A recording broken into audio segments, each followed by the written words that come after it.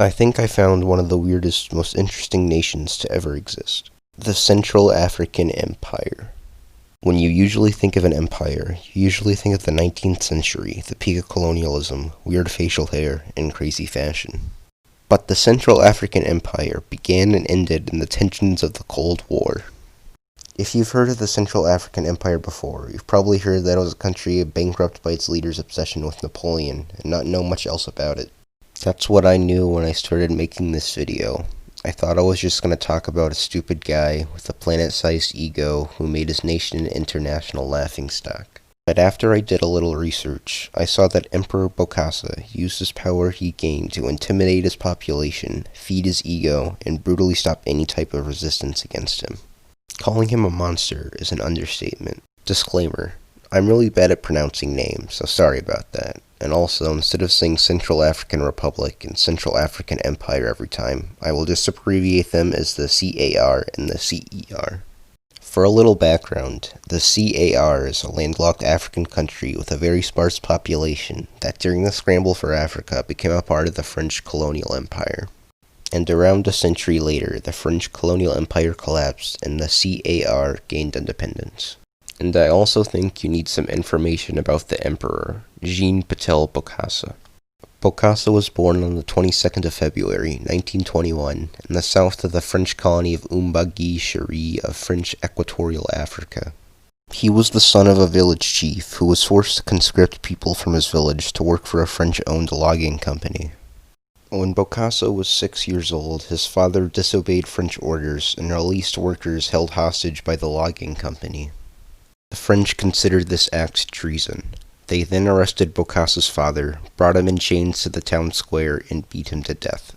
Bokassa's mother, so distraught over her husband's death, committed suicide, leaving Bokassa orphaned. Bokassa's relatives thought it would be good for him to go to a French mission school. As he grew up, Bokassa planned on being a Catholic priest, but Bokassa's teachers said that he didn't have the studying ability or the piety to become a priest. Harsh. On the advice of his teacher and his grandfather, Bokassa decided to join the French colonial army in 1939. When the Germans invaded France in 1940 and established the Vichy regime, Bokassa joined the Free French Army and fought in Africa and later participated in the invasion of southern France and Germany. Bokassa stayed in the French army after World War II, where he was deployed to the First Indochina War, the prequel to the Vietnam War. In Indochina, Bokassa was awarded the Croix de Guerre however you say this, a medal awarded for wars outside of France. And Bokassa became a member of the Legion of Honor, the highest order of merit in the French military. After his return from Indochina, he was stationed in France and helped train African recruits. He was stationed all over the French Empire until 1959, when he was stationed back at home after a 20-year absence. You might be confused why Bokassa had such a devotion to the French military, even though they killed his father. I was too, but I have a theory.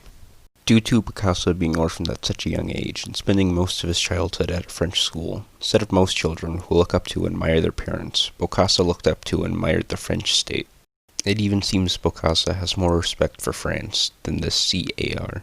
I would even say that if the CAR didn't gain independence during Bokassa's lifetime, he would probably stay in the French military until retirement. Maybe if the CAR's independence was delayed for a decade or two and Bokassa retired, the civilians of the country would be spared of the horrors of his regime. In 1960, the Umbagui-Chari colony became independent as a Central African Republic as a part of French decolonization. In 1962, Bokassa was officially transferred from the French army to the Central African one, and he was promoted to battalion commander by the commander-in-chief. And later, Bokassa became the commander-in-chief of the Central African military, due to him being one of the most experienced military men in the country. But it was also helpful that he was a distant cousin of the current president, David Dacko. Nothing like some good old nepotism.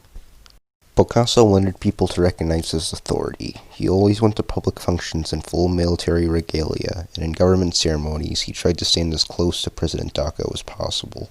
People started to warn Dacko about the possibility of Bokassa attempting to overthrow the government, but he thought he wouldn't be a problem. Dacko said, and I quote, "Bokassa only wants to collect medals and he is too stupid to pull off a coup." He was partially right, but he got the most important part wrong. In 1964 and 1965, the Central African Republic had a lot of problems during Dako's presidency. The economy had a recession, rebel groups from the Congo were crossing the border, the bureaucracy wasn't working, and there was widespread corruption. Dako, trying to keep some stability, established relations with the People's Republic of China and received substantial aid. Bokassa, seeing all the country's problems, thought that the CAR needed a strong leader who can fix the country's problems and get rid of the communist influence. And by strong leader, he meant himself. In July of 1965, Bokassa visited Paris as a part of the CAR's delegation to Bastille Day. Dako, finally suspicious about Bokassa's hunger for power, barred him from returning to the country. For the next few months, Bokassa pressured members of the French and Central African military to force Dako to let him to return. Dako eventually yielded to the pressure and let Bokassa back. So Bokassa already disliked Dako's policy, but now he disliked Dako personally. Tensions rose for the next few months as Dako planned on replacing Bokassa in the military and demote officers loyal to him. Bokassa, getting word of the plan, started preparing an army for the overthrow of Dako. Bokassa received substantial support from one Alexander Banza, the commander of a military base in the capital Bangui. President Dako's advisors told him that Bokassa was becoming increasingly belligerent and unstable and advised his arrest, but Dako thought there was no need to. On the 31st of December of 1965, Dako left the capital of Bangui to visit a minister. At midnight, Bokassa and Banza invited the captain of Dako's security guards to sign documents. When he arrived, Bokassa imprisoned him in an underground cellar. After this, Bokassa and Banza left the military base and took over the capital in a few hours. Bokassa, not finding Dako in the capital, sent soldiers to search the countryside. After finding Dako, Bokassa forced him to resign, and later that night he went to the biggest prison in the country and released all of the prisoners to boost his popularity. In the days after the coup, Bokassa appeared in the Central African media, showing his war medal's masculinity and fearlessness. Bokassa dissolved the National Assembly and formed his own government. In an address to the nation, Bokassa said elections will return, a new constitution will be written, and he will give up his dictatorial powers once the economy stabilized, corruption was rooted out, and communist influence was removed from the country. And just for your information, Bokassa was dictator for 13 years, so either he was really bad at his job, or more likely, he was just lying. A true politician. For his contributions to the coup, Banza became the Minister of Finance and Minister of State at the same time. In the coming months, Bokassa issued a number of reforms. He started a public transportation system, banned polygamy, female circumcision, and dowries, the act of brides paying the groom's family for permission to marry. When you hear this, you might think that Bokassa is a social justice champion and hero of the people. But he also issued laws that had citizens show proof of employment or they would be imprisoned, banned begging, and established a morality brigade that patrolled bars and dance halls. So his policies was a bit of a mixed bag, but Bokassa's international position was more wobbly. Bokassa had trouble getting recognition. He tried to justify the coup by saying that communist agents were trying to take over the country, and he had to intervene. Later that year, he dismissed Chinese diplomats and broke off relations with the People's Republic of China. I'm kind of surprised that the United States took so long to recognize him due to their track record of funding brutal anti-communist dictatorships. The first country to recognize Bokassa was Chad, which was also under dictatorial rule. After that, other sub-Saharan African countries recognized him.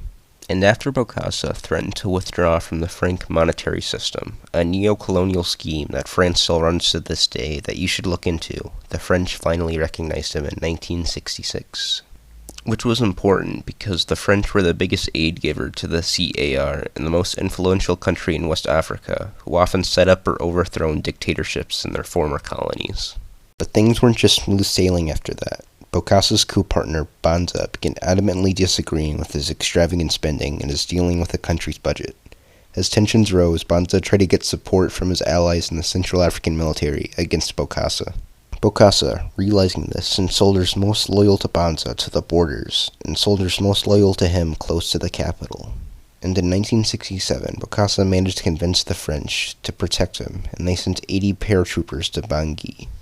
And in 1968, Bokassa, getting tired of Banza's criticism, demoted him to the Minister of Health, instead of being the head of two of the most important departments. This made Banza incredibly angry, and he started staging a coup against Bokassa.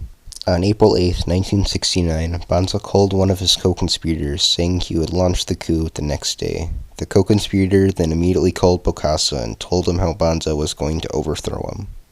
What a goober. The next day, Banza walked into his military base and was immediately ambushed by soldiers who had to break both of his arms to overpower him and throw him in the trunk of a car. He was brought to Bokassa, where Bokassa nearly beat him to death until someone suggested he be put on a show trial. In a military tribunal, Banza admitted to the crime and was sentenced to death. And according to official reports, he was executed by firing squad and buried in an unmarked grave. But not much is really known about how Banza really died. There are some stories that said Banza's spine was broken, and he was dragged from military base to be used as an example. And there are many other extremely gruesome stories about his death that I really don't want to get into. After Banza's death, Bokassa went full dictator. In 1972, Bokassa declared himself president for life. Bokassa's policy became increasingly erratic, leading to another assassination attempt in 1976. But the French, Bokassa's biggest foreign supporter, still backed him due to the CAR giving France uranium to help them build their nuclear arsenal.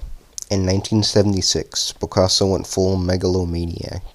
Bokassa dissolved the government and instituted a new constitution, turning the Central African Republic into the Central African Empire. After that, Bokassa changed his title to His Imperial Majesty Bokassa I, but his full title was Emperor of Central Africa by the will of the Central African people, united with the National Political Party, the MESAN. Maybe he's overcompensating a little.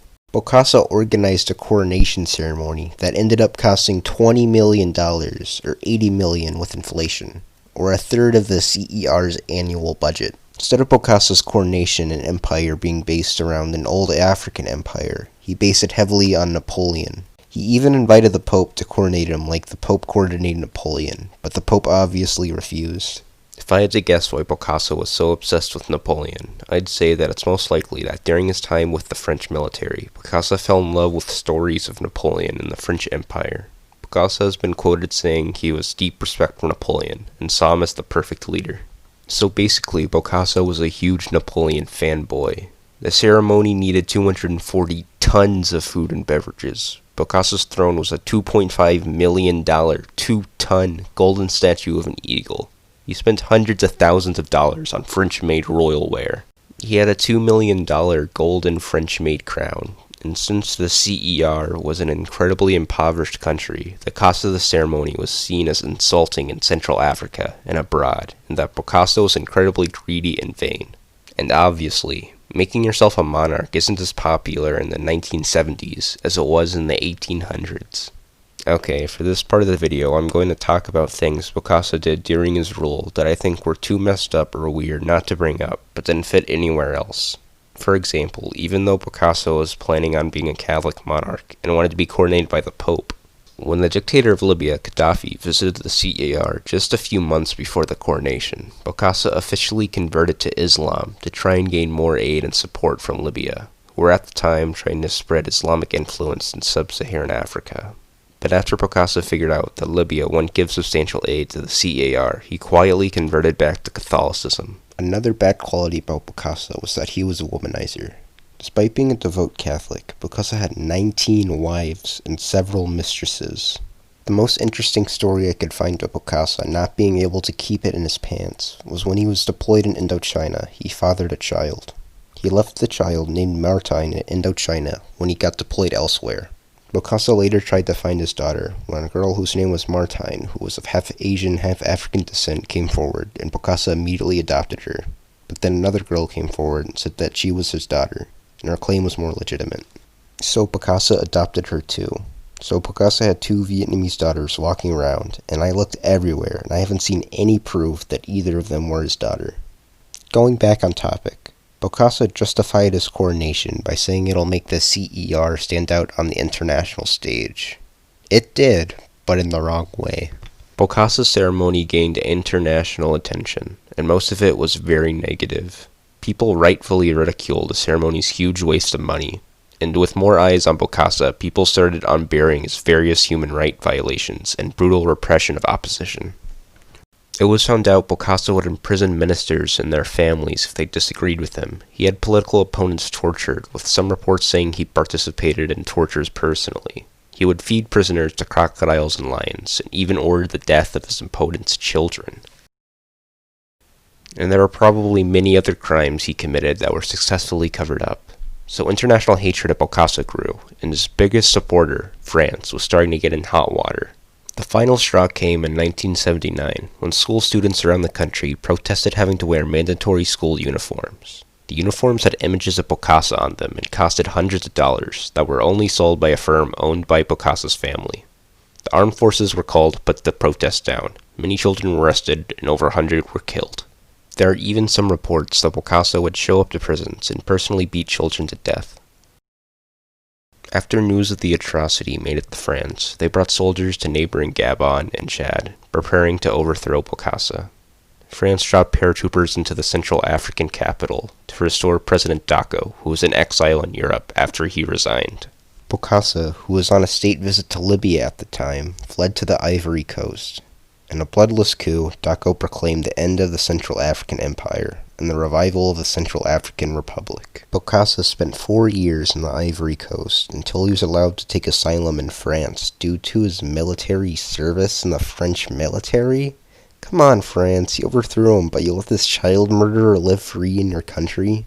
In Central Africa, Bokassa was sentenced to death for his numerous counts of murder in absentia. Then in 1986, Bokassa returned to the CAR for some unknown reason, and he was automatically arrested and put on trial and sentenced to death again. But the next elected president of the CAR was against the death penalty, so he changed his sentence to life in prison. Then the next year, he changed it to 20 years in prison, but then he was just released in 1993 for some reason, and he led 3 free years until he died in 1996. So Bokassa was a dictator who was convicted of multiple crimes against humanity, overthrown, but managed to live 11 of his remaining 17 years alive completely free.